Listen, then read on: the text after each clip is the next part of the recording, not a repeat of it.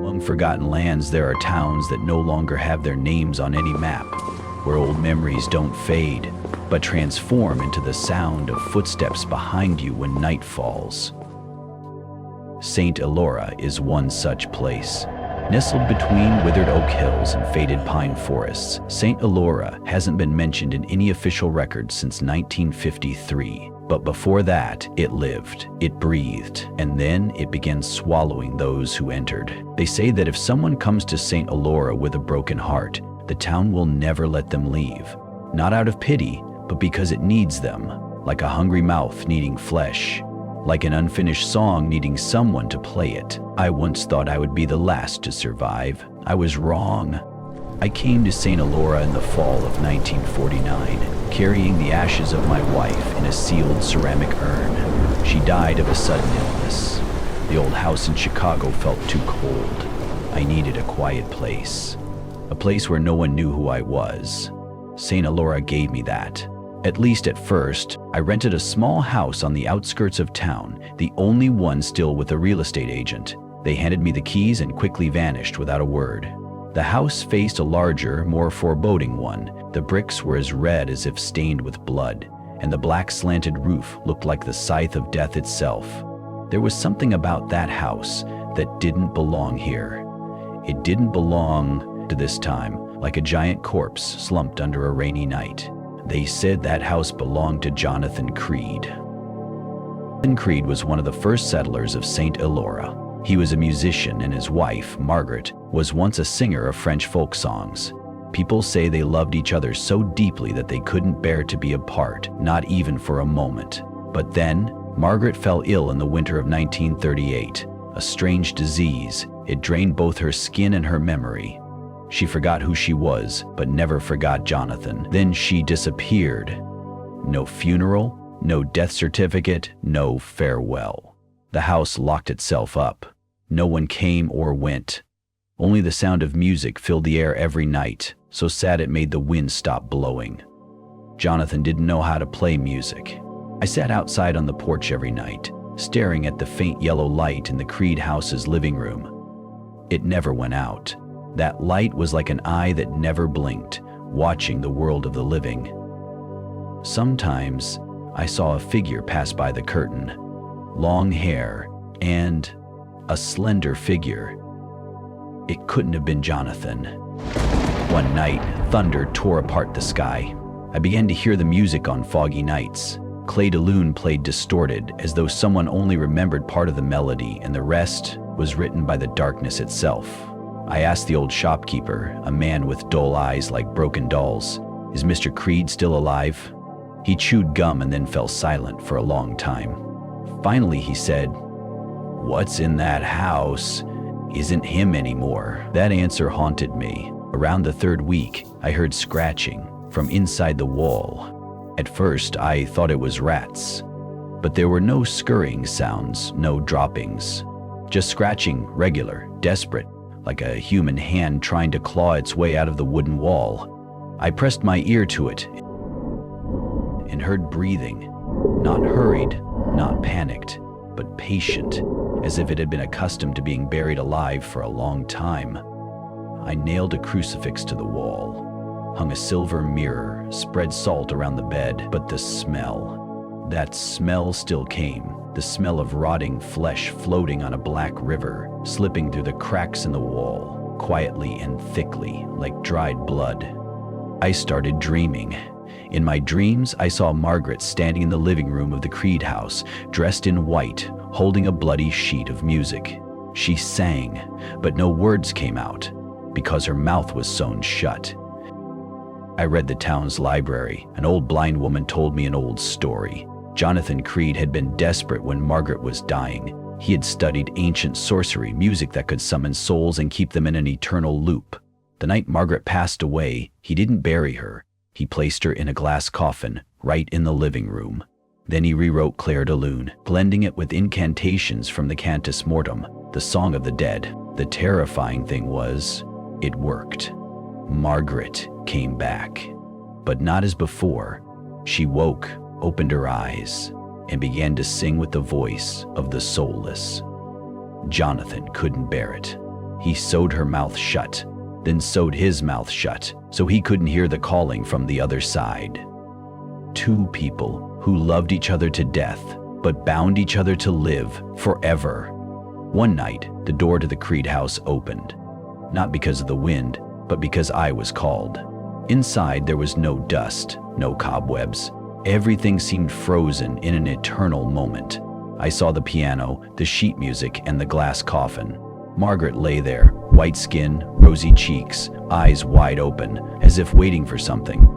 In the corner, Jonathan Creed, his head down on his knees, clutching a torn piece of sheet music. His mouth was sewn shut with black thread, dried blood around his lips. On the wall, a scratch written with nails.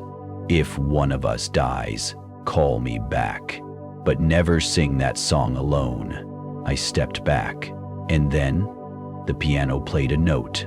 Margaret opened her mouth, despite still having her mouth sewn shut with black thread. I ran. I once thought I had left St. Elora. Stepping beyond the foggy boundaries of that town was enough to escape. But like a sound still echoing in your head long after the song has ended, St. Elora never left me. And then, the song began to play again.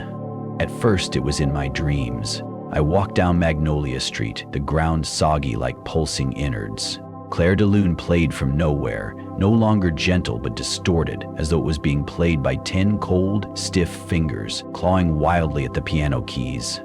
Then it was real. I heard it from the wall clock in my house, from the phone no one called, from the crack between two curtains, like the vague call of someone buried beneath layers of memory.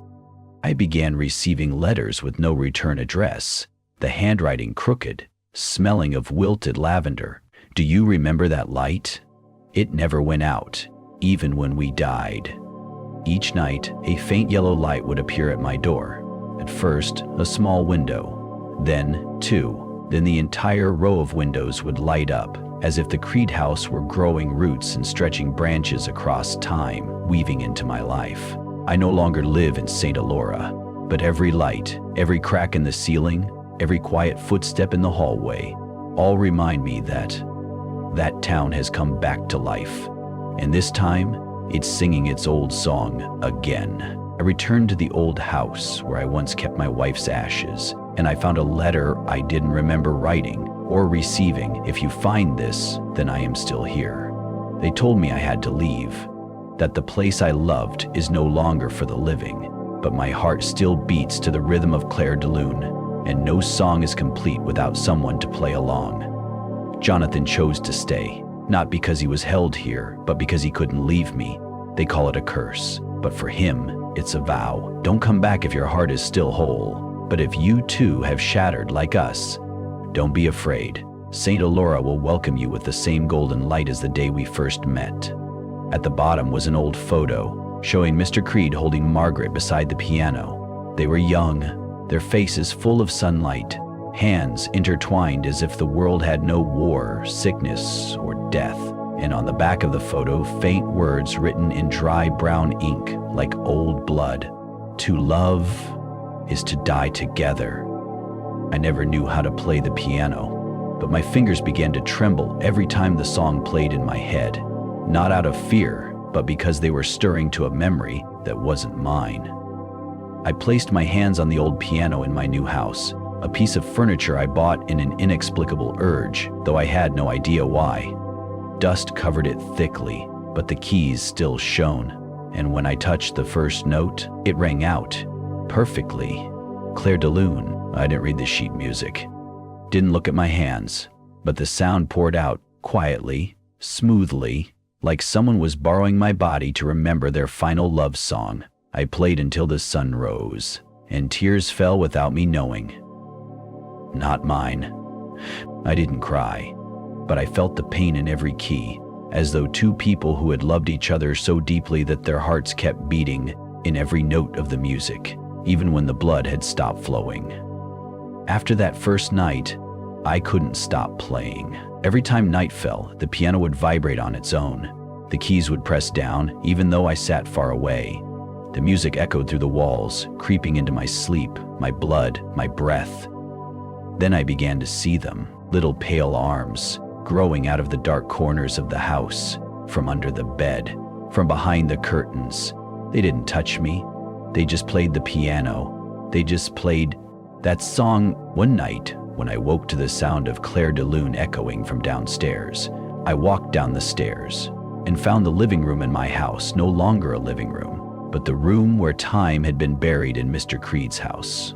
The piano was still there, the glass coffin was still there, and inside, Margaret, not decayed, not changed. Only one thing was different. This time, she was staring at me. I realized I no longer belonged to the world outside. Every night I hear another piano playing from the empty houses, from the town without a name on the map. Saint Elora is singing its old song again, and now many are playing it with me, like a sad symphony. No audience, no end. Just the broken ones find each other through music, to remember, to fall apart, to vanish together. I am disappearing day by day, not physically, but slowly fading into the melody. I no longer speak much.